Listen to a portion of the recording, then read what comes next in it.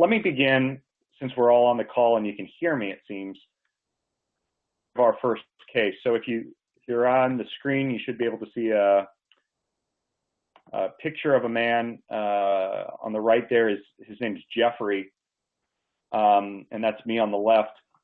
Years ago, I took a walk down Market Street in San Francisco. Walked down the street with a very simple question, which was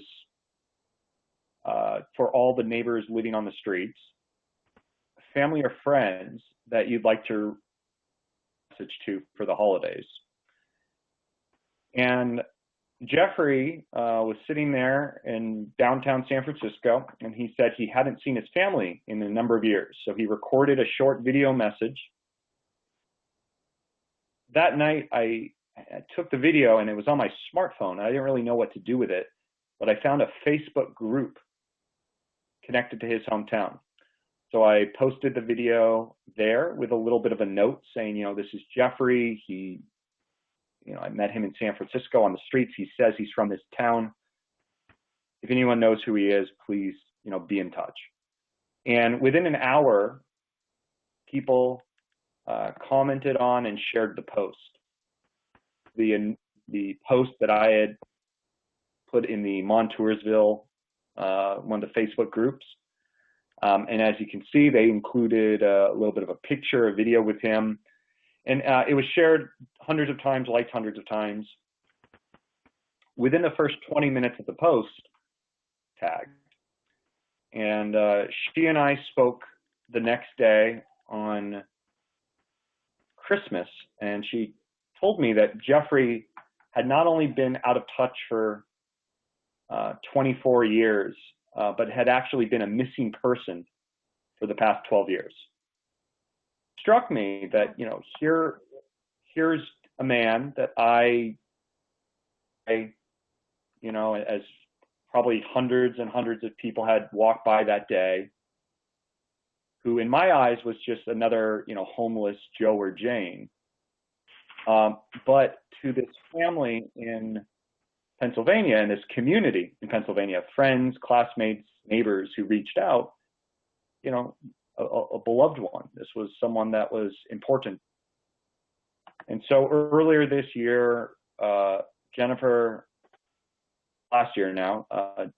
traveled by train across the country to reunite with her brother for the first time in 24 years. And they had raised over $5,000 for Jeffrey to try to support him and help him. So at first, it really felt like a miracle. Over the past few years, Miracle Messages, which is the nonprofit that I founded, has helped dozens of families reunite. It's all through short video messages, social media, and local volunteers.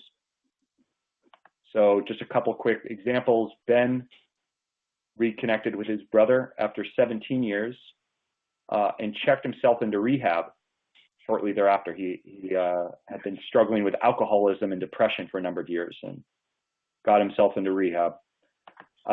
Isaac, there with his mom, had not seen his mom or his family in over 40 years. Got reconnected. A volunteer in Florida recorded a video from Isaac, and within a month of recording his video, we drove from Texas to Florida, picked him up, brought him home, and he's now living with his family again. And just a few weeks ago, Nita recorded a video and then was able to reunite with her brothers and sisters who she hadn't seen in over 29 years. What's been astonishing is that a large percentage of these reunions have led to stable housing or living with family. And the vast majority of messages that we've delivered have been positively received. The link that I shared, you'll have a chance to watch it later. We had a video that went viral, and just basic numbers to show a little bit of a sense of how much I think people around the world want to be part of making a difference in their communities around this issue. I know you're all in the healthcare profession as providers, doctors, and it's, these super utilizers.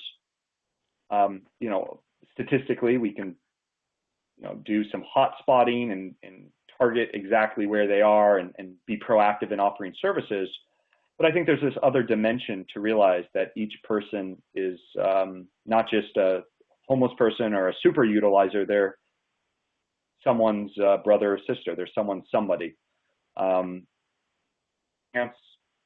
to share a little bit about this work on the TED stage recently. I gave a TED talk.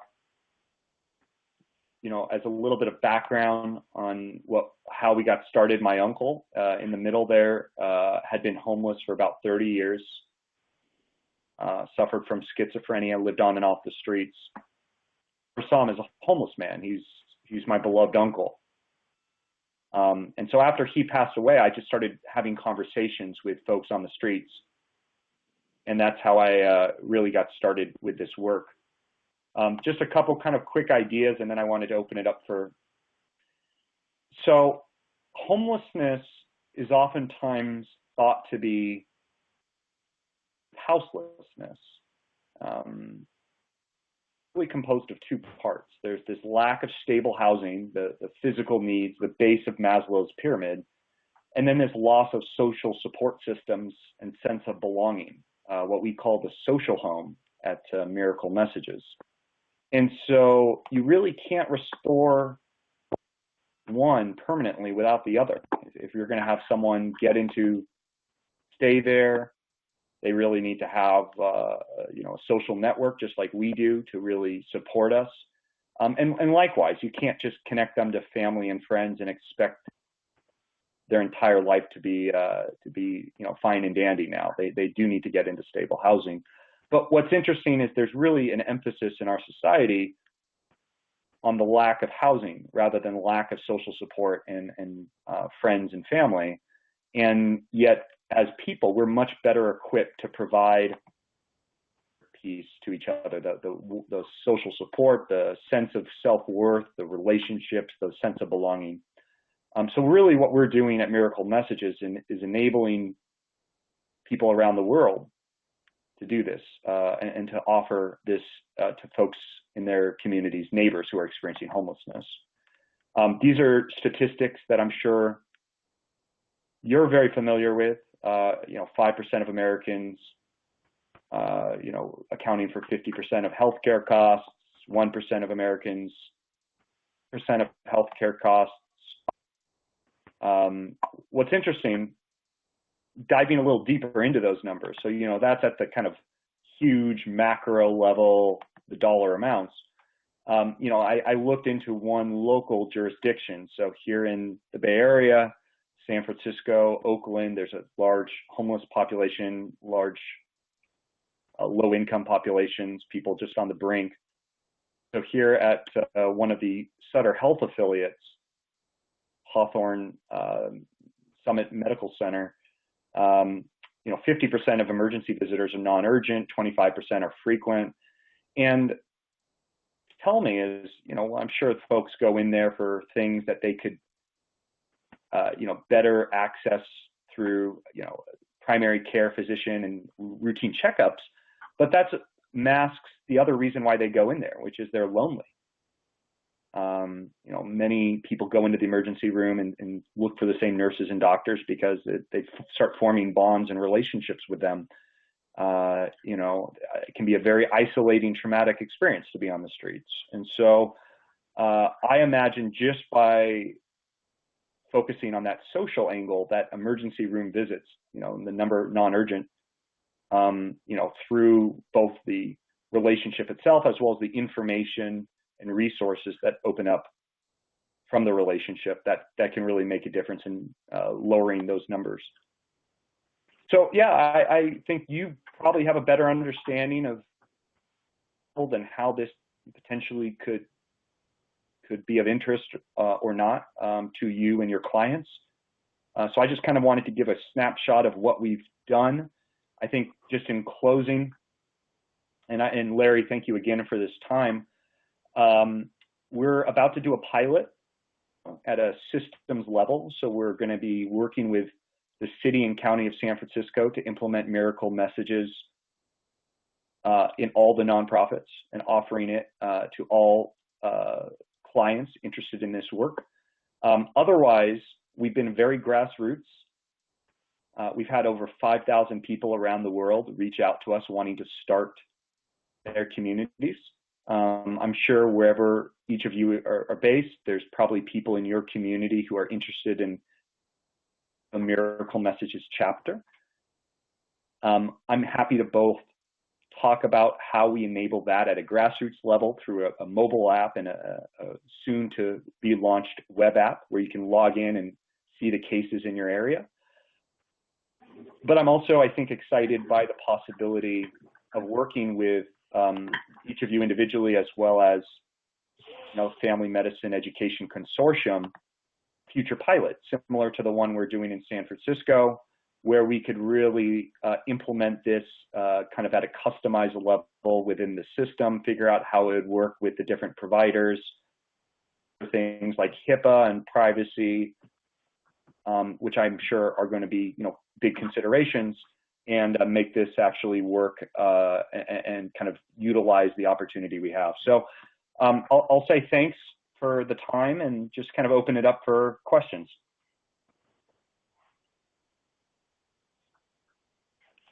So Kevin, this is Larry. You had mentioned to me, I believe, that there are 7 chapters right now. Could you mention where your chapters are?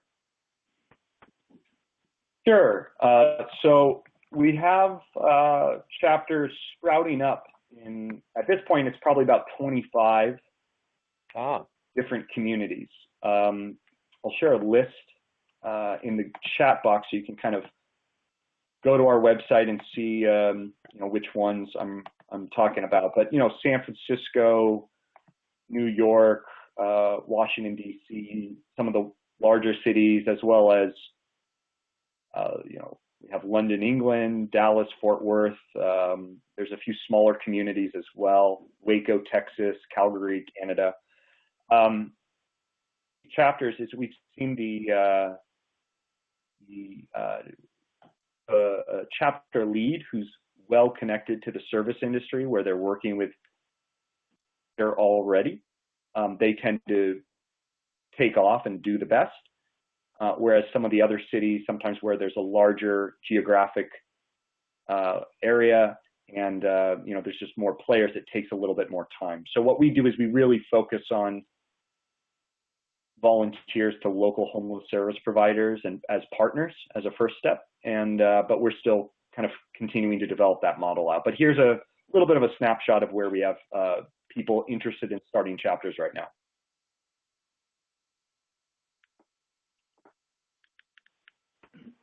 So Barry and I work at Crozier outside of Philadelphia, and I see that there's a Philadelphia chapter.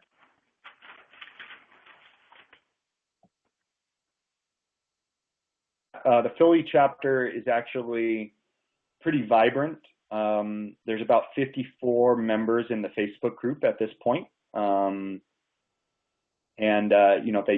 They've reunited a few folks who had been out of touch for, so that's actually one of the more vibrant chapters right now. They have a very strong leadership team, and I'd be happy to, if interested, I'd be happy to connect them, and maybe you can all connect up and see how you could do something together in the local area at a grassroots level.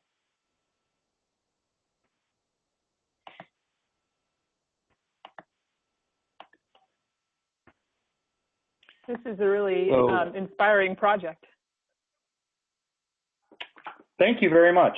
And it started very much as a side project. I quit my job about 2 years ago and have been doing this full time for the last 2 years. And it's a nonprofit. We're fiscally sponsored by a 501c3. And so we are growing quickly and have big aspirations. Our goal is to reunite 1 million people by 2021, which is 1% of the world's homeless population. So. Wow. Any chance of governmental funding for this? Because I'm sure that local governments, county governments want to get people off the social service rolls. So reuniting them with family would seem like a natural for them. Well, it's a great question. In my experience, the government officials are obviously very interested in this on a couple levels. There's obvious, let's help the people in our community who are experiencing homelessness and get the support they need. I think they're also appealed to it because it's kind of a net, a few fronts. You're not necessarily going into there's more of a chance that you'll, your family, wherever they may be. And it's also been a very positively received story by many media outlets. So we've had over 350 articles written about us over the last couple of years. We've had features in the New York Times and People Magazine and San Francisco Chronicle and different news programs. Challenges with the city side of things and government side is just, how slow moving it is and the degree of, due diligence, and liability insurance and open bidding, and that if we can find local philanthropists or foundations to really cover the initial costs of a pilot, and over the course of that, 1 or 2 year relationship, the city can come in and create more of a line item for this project and for the work that we're doing. But it's very hard, we found, to enter a community initially with government backing beyond just, hey, this is a great project. I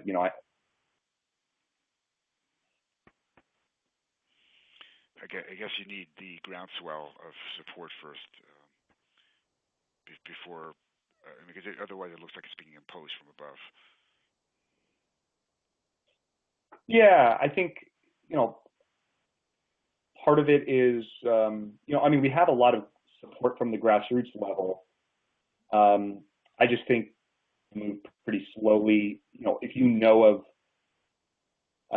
bodies that are interested in this area and have discretionary funding, and they move at a month's level rather than a year's level, that would be great. I'd love to connect with them. And I think the other piece, just to be super candid about this, is this is a fairly outside the box approach to working with people on the streets, working on homelessness. Governments and large nonprofits and foundations tend to have their buckets pretty clearly defined, or some of these other issues. And so we wouldn't say we've had pushback, but we have had, kind of uncertain responses where they say, well, this sounds great, but how do you, I don't see how we can fund it. It's not really in our mandate. So, I think we're changing the conversation around homelessness, so it's not seen as a static housed or you're not housed, seeing people as holistic and with lots of needs and ways that those needs can be met. But there is a little bit of trepidation from some cities. What about you mentioned that almost everything was positive except, and so I was wondering what negative feedback have you gotten, if any? Yeah, well, we get, certainly the hard part here is relationships, right? Like, there's probably members of our own families where if they called us up and recorded a video wanting to speak to us, we'd say thanks, but no thanks, So it's not a slam dunk. The families, yeah. So, with families, what we found is about 90% of the families that we hear from eager to reconnect or open to reconnect or at least have a phone call. That doesn't mean, you know, they're going to open up their doors or they have the means or the ability to, but start being, you know, having a relationship again or rebuilding a relationship. Messages that we've recorded have not been delivered. Some of that may be because we haven't found the loved ones. Sometimes I find the person on the streets again and not being able to reach them, because a lot of these individuals are essentially missing persons themselves, and they can easily, you know, flit off the radar as quickly as they showed up. But, you know, I imagine a number of those, a large number, are probably families that maybe have seen the video and just said, we don't want anything to do with this. Right. Yeah, it's not appropriate. It's not appropriate for everyone. And the one thing that I've seen on that is that people on the streets pretty aware of who would be interested in reconnecting and who wouldn't. So, you know, people, when we ask them if they'd like to reconnect, they may say, well, they're not willing to speak to me. And, you know, we really try not to record messages from people if we think it's not going to do any, you know, if they talked 3 months ago and they have each other's phone number and they just refuse to pick up the call, you know, most appropriate use case. But the one other piece I'd say is that we've had a number of cases where we record a video from a person to a loved one. For whatever reason, that loved one is not interested in reconnecting. And, you know, another brother or the, you know, son and from high school finds the video and then reaches out and says, hey, I'd love to be part of this person's, you know, it's kind of, I'd love to make a difference and reconnect. So there is a whole support system, I think, latent, and some people have it more direct than others. So Kevin, this is Larry again. I'm curious. So you started doing this, and you probably developed your, call them methods, if you like, or your style of how you would approach the homeless person to make a connection, a positive connection that had trust and a reasonable amount of respect, at least, to begin the conversation. A lot of times the homeless people, especially those with serious mental illness, are what I call relationship phobic. So they're very skittish about who they talk to and who they even trust at a superficial level. But I'm curious. So you've developed your ability to do that with these other chapters where you have people who are, you know, that you have a connection with, but it's obviously not you that's on the street with them, showing them how to do that. How do you coach them? How do you develop that network of people who can follow? That's a perfect question. So a few pieces to it. Really great question. We chapter handbook. So people who are interested in starting this in their own community, they have to abide by the chapter handbook that kind of outlines, you know, risks, responsibilities, milestones, you know, everything from, you know, team size to how to respectfully ask if someone wants to reconnect to family, the importance of establishing partnerships, first and foremost. So we currently do not condone people walking down the street. It has to be through a partner organization, and that mitigates a lot of the challenges. You know, they're at a shelter or at a food service provider. And when we do street outreach, it's working with individuals who have been doing it already and are a little bit more up to speed. I'd say even all that is not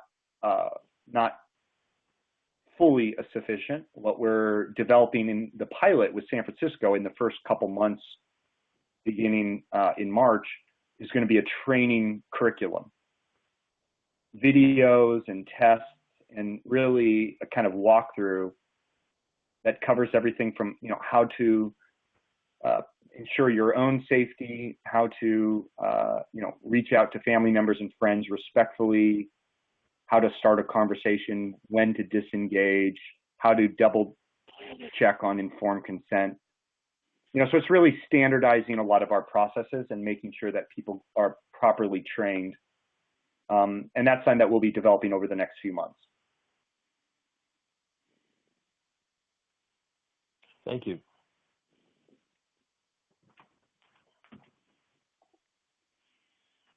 We have we have several homeless people in our project right now who I can think of off the top of my head, and I'm wondering, like, they often seem at least somewhat socially connected, like maybe they have a significant other or even kids, and are still in contact and relationships with these people. Are these the people who you sometimes still work with, trying to find other family members and other social connections? Yeah, it's a great question. It's really, we don't do a full assessment. We don't really have the capacity to do an assessment on what relationship like this could do to help transform their experience. It's a bit of a self-selecting group. I will say that what we do is we frame it in a way that leaves it open-ended on a reconnect with. So we'll say, do you have any, family or friends, or do you have any loved ones, rather than, are you connected to your parents or your brothers or your siblings or your kids? In doing the outreach, we'll have conversations about, when was the last time you were in touch with your loved ones? So it is coming at it from an angle of, how disconnected are you? But it's very much kind of self-reporting. And if someone, is connected to, but they want to reconnect to a sibling, that's something that I'm sure, our volunteers would do. To answer kind of succinctly, we kind of have a philosophical belief that everyone who they love and who they miss and who they'd like to reconnect with. And we see ourselves as a facilitator in bridging that gap. And we also are somewhat agnostic as to the benefits that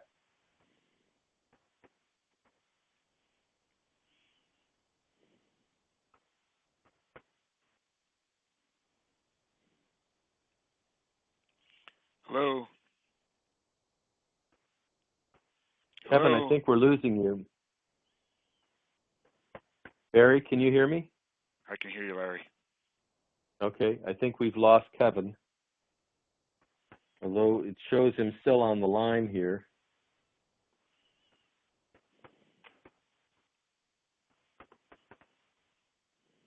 Yes, it does.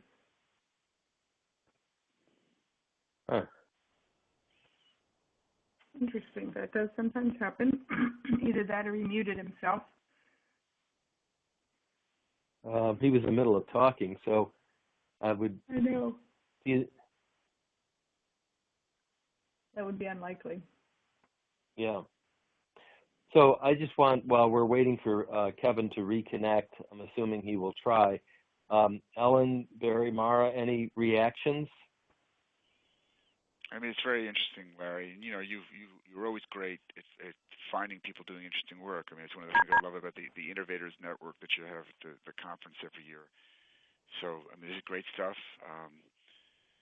Certainly makes a lot of sense, given where technology is today, for people to be using this technology to reunite homeless people. The thing that struck me, I think, the most about it when I learned and I had an original conversation with Kevin is there are, a fair number of people in their younger years who, whether they have schizophrenia or whatever they have, impulse control disorder and other kinds of things that just fracture relationships, and a wall gets built. They just burn through.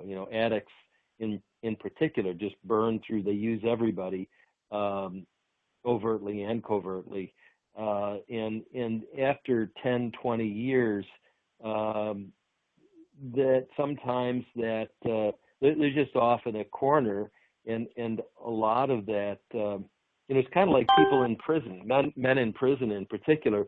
They will go through a period of time when they're just bad, and they end up in prison, and then they mature to some level, but there's no easy way to reconnect, particularly when there's great physical distance and that sort of thing. So it really struck me that what Kevin's approach is doing is building that opportunity for reconnection, and renewing the human bond. Kevin, is that you back? Yeah, sorry, the call dropped. So I'm back now, and I caught the tail end of that.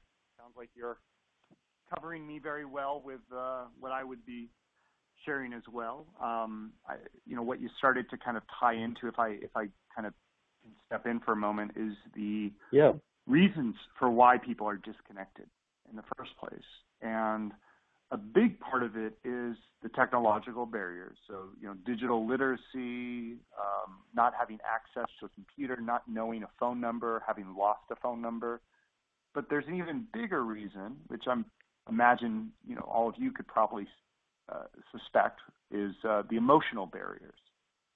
Feeling ashamed, feeling embarrassed, feeling feeling worthless. And you're exactly right, Larry, where, whether it's someone who is in prison or was recently in prison or just someone who's been on the streets, they self-identify as a failure in large part because we identify them as a failure. We assume they're deservedly homeless. They've done something, and, it's complicated. Sometimes that maybe they've done something and, struggled with drugs or alcohol or been in prison or had, relational brokenness or lost a job. So when we talk to folks who are on the streets, their number one concern in doing these messages is, they don't want to be seen as worthless. They don't want to create a burden for their family. So I think people are hyper attuned to the emotional aspects of this. And anytime someone records a message, the most common response from that person is a massive sigh of relief. Literally, it seems like a burden was taken off their shoulders because, they're thinking about this. Of course, it's not like they haven't thought about this for 30 years. Right. So that side of things is really, I think, important to consider on why people are disconnected and how we can play a role as people in helping them reconnect, not from a clinical approach, but really from an emotional and a social perspective. This is Ellen. I'm wondering about, say, for the families, having you guys as a liaison. I wonder if that gives a sense of safety for this person who perhaps has been very out of control, possibly an addict, possibly schizophrenia. Yep. Do you have that sense at all? I do. Yeah, that's a really good observation. We never divulge private contact details unless the family has expressly said that they're interested in reconnecting and please put us in touch.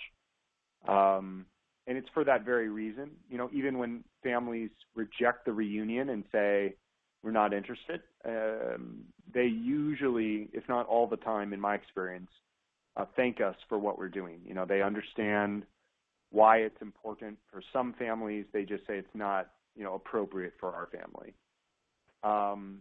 but yeah, that having that middle ground, it's one thing if you're on the streets, you can imagine just showing up at someone's doorstep, knocking on the door with your luggage and saying, "Hey, Mom, how has it been? It's been 20 years." Even if they're excited to reconnect, that creates a false set of expectations, a burden. It makes it feel like, the power dynamics are way off. Whereas in this case, it's a simple video postcard, as we say, and it's really just taking that first step, and it's step by step. If they want to reconnect on a phone call, but they don't want to reconnect in person yet, that's totally fine. There's no obligation. There's no feeling of that you have to do this or you're a bad person. It's really just creating that opportunity. Great, thank you. What about the homeless folks who don't get a response? Is that crush them, or is that sort of just assumed? Yeah, it's kind of assumed in some ways. It's also, again, I think the initial response is one of relief. And then I think the second response is they do start thinking of, hey, if I was going to reconnect with them, where would I want to be in my life right now? What maybe this inspires me to want to start taking steps I need to get to where I need to go. But I don't think, at least what I've seen, I don't see that optimism of, putting themselves out there and doing such a courageous thing as crushing if they get no response. I mean, truly, very, very few have no as the answer. It's often, hey, we're still looking, and that's absolutely true. For the ones when the family doesn't want to reconnect, that's why it's all the more important to work with partner organizations and make sure that, maybe it's what we really do is it's not right now. They're not ready right now, or they're not at a place right now.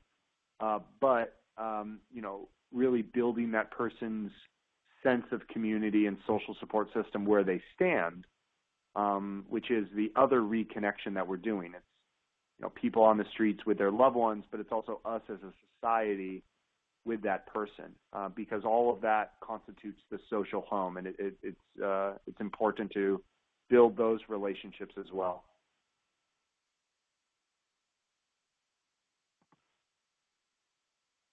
So, Kevin, could you comment, do you have some sense of the rate if a message is sent and there is a positive connection between the homeless person and a loved one, what percentage of the time is there, a willingness to engage, whether it's in a telephone call or a face-to-face meeting? What percentage of the time does it lead to a stable reconnection and an elimination of homelessness? Yeah, so my statistics are a little bit out of date because we've recorded so many messages recently. So I'm going to give you percentages, but just please take it with a little bit of a grain of salt. But for a while there, when we were, I think, at about 100 and 150 messages. So basically, the quick way to think of it is like this. If we record 100 messages, about half of those get delivered. So 50 messages get delivered. From those 50 messages that are delivered, about half of those lead to either a phone call or an in-person reunion. And then from that 25 of 100 that lead to a phone call or in-person reunion, we found that about 40% have led to stable housing or living with family. So on average, I mean, and again, this is going to be a little artificially high since we've recorded so many recently, but for a while there, about 1 in every 10 messages that we record result in that person, getting into stable housing or living with family. That's pretty awesome. Yeah, I was going to say, in my knowledge, and you others may have a better sense of the statistics, that may be what you're describing here, Kevin, is the most powerful intervention I know of that eradicates homelessness. Yeah, I mean, I'm an academic by trade, so I always have to couch everything, and we'll see. Sure. I have to look into that, but yeah, I'll say this. We have been amazed at how love and relationships and familial and just friend ties can withstand decades of separation, and how people in their hearts are willing to open up their doors. So yes, I do think in terms of actually getting people off the streets, I mean, I can't think of a cheaper or more a bang for your buck. I would think you'd be hard pressed to find a cheaper approach that's more effective. It does need to be paired with a bunch of other services, but I think there's a number of benefits along the lines of social support as well. Well, it's impressive. So, just out of curiosity, what is your academic background? I spent my time in grad school as a sociologist. I was at Cambridge in the UK, and I wrote a book. It came out about a year and a half ago on how disasters and shared traumas can bring us together and increase our sense of social capital. So I'm kind of a one-trick pony. My focus is always on trust, sense of togetherness, civic engagement within a community or within a society, and how that is built and how that's shattered and how to restore it. That's a good trick. Yeah. So anyways, well, I'm, again, very open. I think Larry's probably shared my contact details, kevin@miraclemessages.org. We're going to be pretty heads down with this pilot in San Francisco, but, within the next 3 months, we'll be looking at what our next, pilot programs will be, whether it's a city or it's, kind of a network, or, we're kind of open to ideas. So, but in the meantime, I'm more than happy to, share any more about what we do, or, brainstorm on how this could work in your communities and at your, clinics and hospitals. I really appreciate it, Larry. You're obviously doing a ton for our communities, and the time is more important than ever for folks like ourselves to step up and take control of these issues. So I really appreciate you inviting me and connecting me with this group. Oh, you're welcome. Thanks for the work that you're doing.